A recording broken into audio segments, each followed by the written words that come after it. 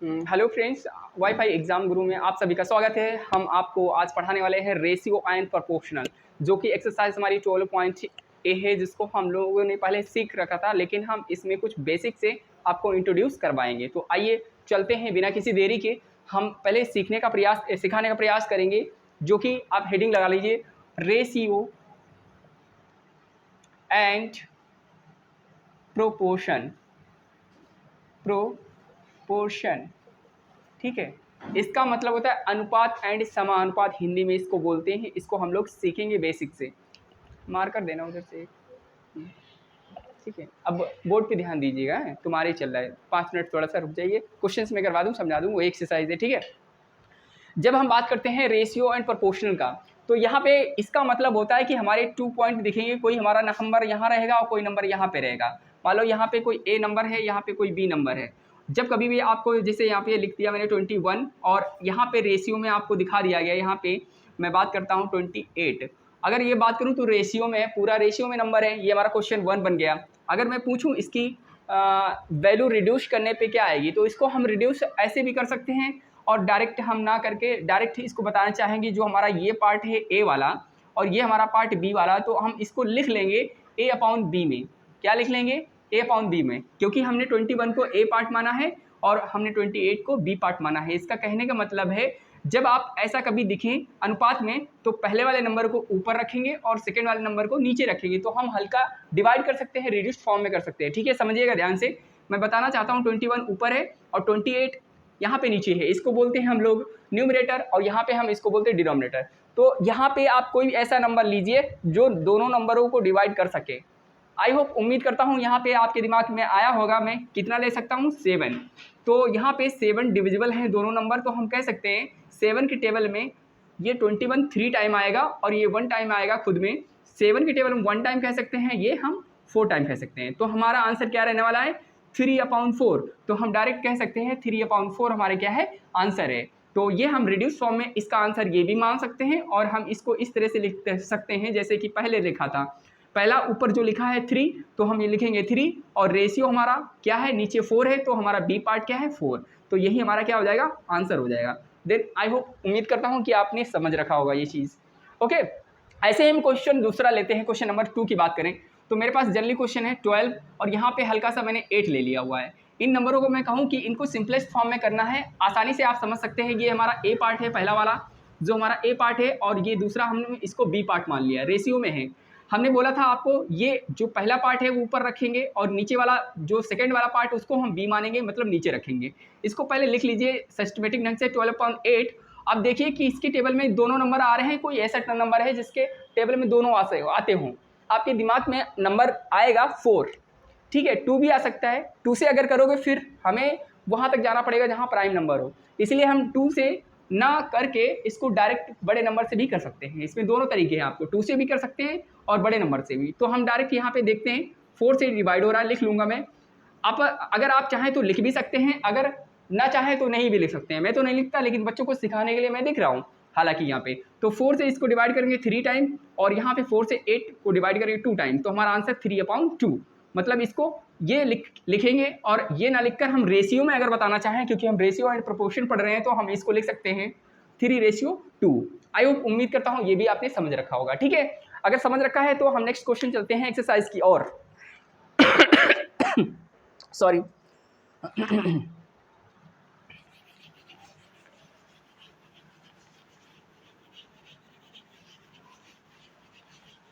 ये हमारा part first है, तो हम आसानी से आपको बेसिक सिखा रहे हैं। जब हम सेकेंड पार्ट बनाएंगे तो उसमें हम टफ सीखेंगे। तो जैसे मेरे क्वेश्चन मेरे पास दिया गया, convert the ratio 28 ratio 42 in its simplest form. जो क्वेश्चन दिया गया है आपकी बुक में, तो लिखा हुआ है क्वेश्चन नंबर 1 की बात करता हूँ, क्योंकि मैं 2 बता चुका हूँ, अपनी तरफ से सिखाने का प्रयास किया मैंने। तो यहाँ पे 28 रेशियो, यहाँ पे 28 रेशियो हमारा है 42। तो आपको ये करना है सिंपलेस्ट फॉर्म में करना है, यानी इसको कन्वर्ट का है, क्वेश्चन की लैंग्वेज है। मैं आपको फिर से बोल देता हूँ, कन्वर्ट द रेशियो 28 रेशियो 42 पढ़ेंगे, और इन इट्स सिंपलेस्ट फॉर्म। ठीक है, क्वेश्चन की लैंग्वेज है। तो हमने सिंपलेस्ट फॉर्म करना सिखाया आपको, मतलब ये ए पार्ट है, ये बी पार्ट है। फिर से आप लिख लीजिए, कैसे लिखेंगे, 28/42। सिखा तो चुका हूँ आपको 2 क्वेश्चन लेकर। आप देखिए कोई ऐसा नंबर है जो आपके पास जो दोनों नंबरों को डिवाइड कर सके।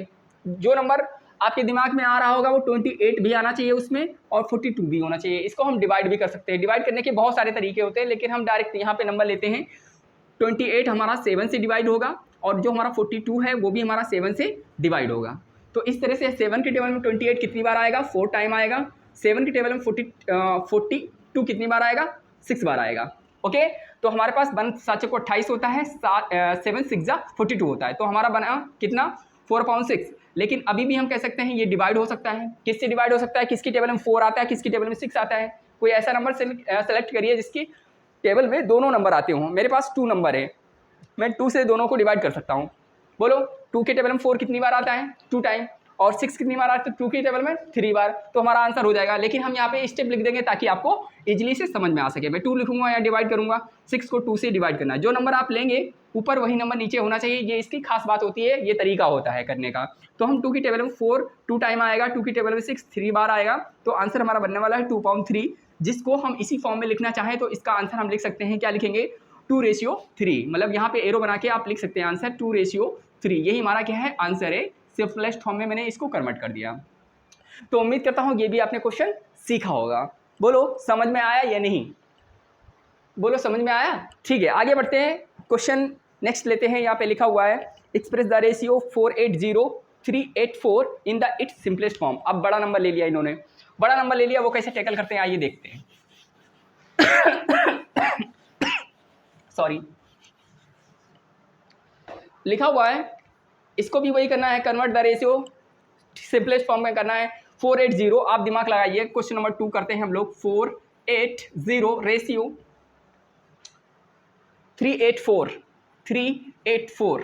अब देखिए ये कंडीशन है आपके पास 480,384। इस नंबर को हमें सिंपलेस्ट फॉर्म में कन्वर्ट करना है। कैसे करेंगे आइए देखते हैं। पहले मैंने आपको सिखाने का कोशिश किया है कि पहले छोटे नंबर हमने सिखाए, अब हम बड़ा नंबर लेकर सिखाएंगे क्योंकि क्वेश्चन आपके एक्सरसाइज से लिया हुआ है। तो हम बात करें इसको कैसे करेंगे। बच्चे कंफ्यूज हो जाते हैं, डर जाते हैं, डरना नहीं है, इसको भी हम उसी तरीके से करेंगे। आइए देखते हैं। मैं लिखता हूं पहले, ये ए पार्ट है, ये बी पार्ट। मैंने बोला कि ए ऊपर रहेगा, बी नीचे रहेगा, तो मैं लिखता हूं यहाँ पे 480। अगर मेरी स्पीड ज़्यादा है तो आप वहाँ पे वीडियो में देखिएगा 3 पॉइंट बने होंगे, वहाँ पे क्लिक करके वीडियो स्लो भी कर सकते हैं, आप चाहें तो तेज भी कर सकते हैं। आपको पता होगा यूट्यूब का खेल है ये सब, है ना। तो यहाँ पे मैं लिखता हूँ 480, नीचे लिखता हूँ 384। तो यहाँ पे 384 हो गया मेरे बच्चे। तो इसको सॉल्व करेंगे आसानी से। हम देखते हैं कि ये लास्ट डिजिट क्या है, लास्ट 0 है 4 है, तो मुझे पता चला गया ये हमारा 2 से जाएगा, 2 से जाएगा और 4 से भी जा सकता है। तो हम इसको दोनों नंबर से डिवाइड कर सकते हैं। आइए देखते हैं 4 से चेक करके। 4 से चेक करेंगे, यहाँ पे देखते हैं डिवाइड करके 4 से इसको, और अगर डिवाइड हो जाता है आसानी से तो हमारा बन जाएगा। तो यहाँ पे देखते हैं मेरे बच्चे, इसको डिवाइड जिस बच्चे को नहीं आता है, इसको मतलब इससे इसको डिवाइड करना है तो आप ऐसे भी कर सकते हैं। ठीक है, मैं फिलहाल डायरेक्ट कर देता हूँ, लेकिन आप ऐसे करिएगा। ठीक है, जैसे लिखा हुआ है 48, उसको डिवाइड करना है, किससे डिवाइड करना है 4 से।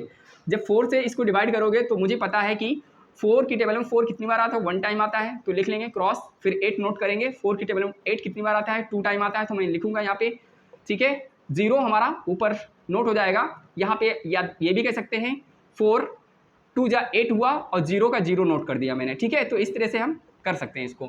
तो यहाँ पे ये ना करके हम डायरेक्ट सॉल्व करें, क्योंकि आपको डायरेक्ट बताएंगे, क्योंकि ये सब आप करेंगे तो टाइम वेस्ट होगा एग्जाम में, इसलिए ये वो फॉलो हम नहीं करेंगे। देखते हैं 4 की टेबल में 4 1 टाइम, 8 2 टाइम, 0 हमने नोट कर दिया है, मतलब पूरा कैंसिल आउट हुआ।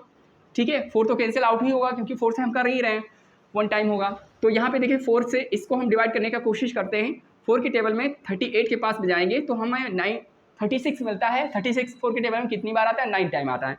तो यहाँ पे हम लिखेंगे 9 और 2 यहाँ शिफ्ट कर लेंगे, जो बचा हुआ नंबर 2 शिफ्ट करेंगे, 24 हो गया। 24 4 के टेबल में कितनी बार आता है, मुझे पता है 6 बार आता है, तो हम लिखेंगे यहाँ पे 6। तो इस तरह से हम काट सकते हैं। 4 से डिवाइड किया 96 मिला, और 4 से डिवाइड किया 120 मिला।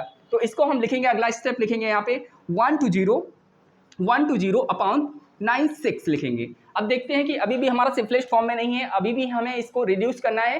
क्या करना है, लोवेस्ट फॉर्म में करना है। तो कैसे करेंगे, 4 से फिर भी हम कर सकते हैं, हम चाहें तो 12 भी कर सकते हैं। तो मेरे दिमाग पे आ गया 12 से करेंगे, क्योंकि 12 की टेबल में क्या आ गया, हाँ 12 की टेबल में डिवाइड करना बेटा। तो हम क्या करेंगे, इसको 12 की टेबल में 96 भी आता है, 120 भी आता है, तो हम 12 भी ले सकते हैं और 4 भी ले सकते हैं, 2 भी ले सकते हैं। जैसे कि स्टेप अगर बढ़ाना हो तो आप छोटा छोटा नंबर ले लीजिए। अगर स्टेप को कम करना है तो आप बड़ा नंबर लीजिए, हमें आंसर पता करना है। तो मैं यहाँ पे 12 भी ले लेता हूँ, आपको रटना नहीं सीखना है, इसलिए मैं 4 से भी कर सकता हूँ। बताइए आप किससे करूँ, 4 से या 12 से, बताइए। 4 से करूँ, ओके 4 से करता हूँ। मैं 4 से करूँगा तो और टाइम लगेगा मुझे और आगे बढ़ना पड़ेगा। 4 से करता हूँ बेटा, तो 4 से इसको मैंने डिवाइड किया 120 को, तो हमारा ये 3 टाइम जाएगा, 30 टाइम, क्योंकि 30 की मल्टीप्लाई 4 में करेंगे तो 120 आता है। और 4 से अगर हम इसको डिवाइड करना चाहें तो 9 कितनी बार आता है 4 की टेबल में, 2 टाइम आता है, एक शिफ्ट हो गया यहाँ पे, क्योंकि 4 2 जा 8 होता है, यहाँ हमारा 9 था तो एक शिफ्ट हुआ 16 हुआ। 16 4 की टेबल में कितनी बार आता है, तो हमारा 4 टाइम आता है, मतलब 24 की टेबल 4 बार पढ़ो या 4 की मल्टीप्लाई 24 में करो, 96 आता है, कट गया। अब हमारा बचा कितना 30/24। अगला स्टेप मेरे पास है 30/24, इसको डिवाइड करेंगे किससे करेंगे, 30 लिखा हुआ है 24, आप देखिए कोई नंबर ऐसा है जो दोनों को डिवाइड कर सकता है, 3। ओके मेरे बच्चे ने बोला है यहाँ पे 3, शांतनु ने बोला है 3, वेरी गुड। यहाँ पे 3 से डिवाइड कर सकते हैं, 3 की टेबल में 30 10 टाइम आता है और 3 की टेबल में 24 हमारा 8 टाइम आता है। तो इस तरह से हम लिखेंगे। जो अगला स्टेप है, यहाँ पे आंसर अभी नहीं आया है क्योंकि अभी भी रिड्यूस होना बाकी है, क्योंकि अभी प्राइम नंबर नहीं आया है। अब किससे करेंगे हम लोग, अब हम इसको किससे करेंगे, 2 से करेंगे, वेरी गुड। फिर से बोला है शांतनु जी ने 2 से डिवाइड करेंगे, बच्चा सही बोल रहा है, यानी कैच कर रहे हैं कि सीख रहे हैं। तो 2 से हम इसको डिवाइड करेंगे 5 टाइम और 2 से 8 को हम डिवाइड करेंगे 4 टाइम, तो आंसर आने वाला है 5/4, जो कि हमारा रहने वाला है रेशियो। इसको रेशियो में कैसे लिखेंगे, 5/4, क्या बोलेंगे इसको हम, आंसर इसका जो रहने वाला है जिसको लिखेंगे 5/4, मतलब हमें A/B के पार्ट में लिखना है। जो पहला ऊपर लिखा है वो ए पार्ट है और जो दूसरा नीचे लिखा हुआ है वो बी पार्ट है। तो कैसे हमारा आंसर आएगा, बताओ क्या आएगा आंसर।